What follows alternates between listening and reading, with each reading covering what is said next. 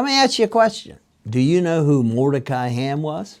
Mordecai Ham was an American tent revival preacher in the early 1900s. In, 1934, he was preaching a revival in Charlotte, North Carolina. Two 14-year-old boys were walking by the tent and they noticed a large crowd and a lot of noise, and there was a lot of energy going on in that tent. They walked in, but there were no seats in the back, so they walked toward the front looking for a place to sit. They needed 2 seats, and eventually they said, "We can't find it, we're walking out." That's when an usher, a man whose name no one knows to this day, reached out and grabbed the arm of one of the boys and said, "I'll find 2 seats for 2 young men like you." So he went up front and he moved some people, and he did find it. So both boys sat down, and that day both of them gave their life to Jesus Christ. Now, one of those boys was Billy Graham, who would go on to preach the gospel to more people than perhaps anyone in the history of mankind. The other was Grady Wilson, who helped Billy Graham organize every one of his evangelistic crusades. Now, here's the question I always ask when I tell this story. Who's the hero of this story? It's not Billy Graham. It's not Grady Wilson. It's not even Mordecai Ham. It was the usher, the man with no name, the man who simply grabbed a boy's arm and said, "We'll find you a seat." See, your job is not to change the world. Here's what I want to say every man clearly. Your job is not to change the world. Your job is to change somebody's world by sharing Jesus Christ with them.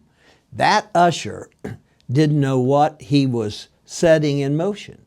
He couldn't have. He was just simply doing his job faithfully with a heart open to the people around him. And because of that one small act, tens of millions of people have heard the gospel. You and I may never stand on a stage. We may never write a best-selling book or lead a crusade, but we will encounter people.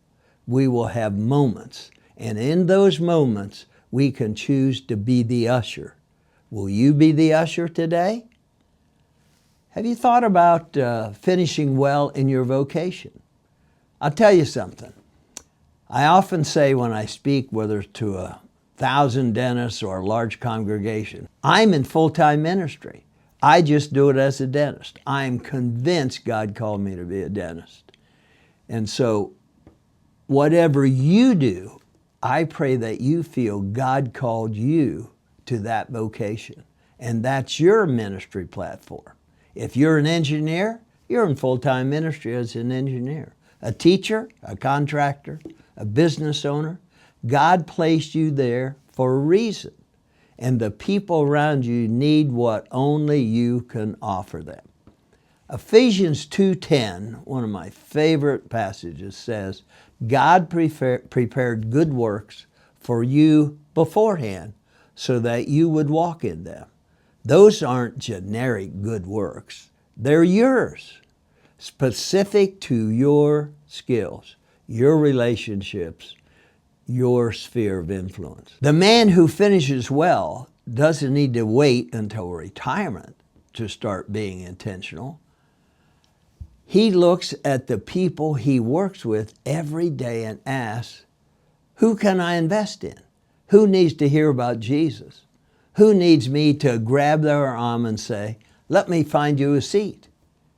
As we close today, I want you to think about one person in your life right now, somebody in your orbit who needs the kind of intentional attention that that usher gave. So pray for them this week. Look for them. Just think about them right now. The usher didn't plan his legacy. He just showed up. Next time, we'll talk about what it looks like when God is truly present in a man's everyday life. I'll see you then. Remember, you make it a good day. You can make it anything you want. God bless you.